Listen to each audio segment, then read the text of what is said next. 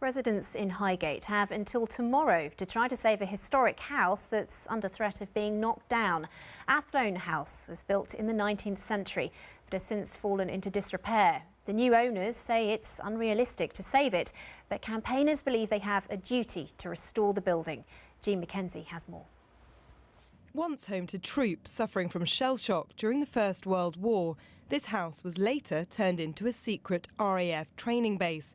But at the turn of the century, it was sold to private developers. And these recent photos show parts of the building have started to decline. Athlone House is best seen from up here on Hampstead Heath. And it's a view enjoyed by many who come here to stroll, walk their dogs, or just take in the London skyline. But now the owners want to demolish the house and replace it with a large luxury mansion. The £80 million development would include an underground swimming pool, ballroom and roof terrace.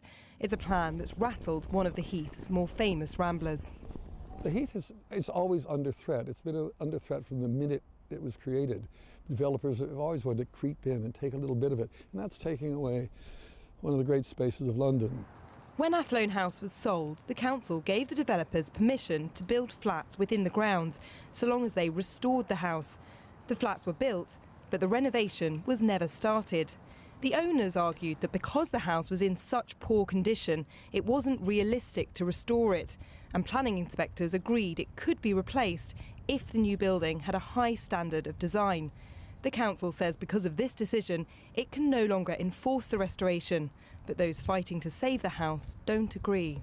You can't have people coming in and destroying historic buildings because they want something vulgar, large, ostentatious in its place. It sets a very, very dangerous precedent. Those wanting to preserve this patch of history on the Heath have until tomorrow to raise their concerns with Camden Council. Jean Mackenzie, BBC London News.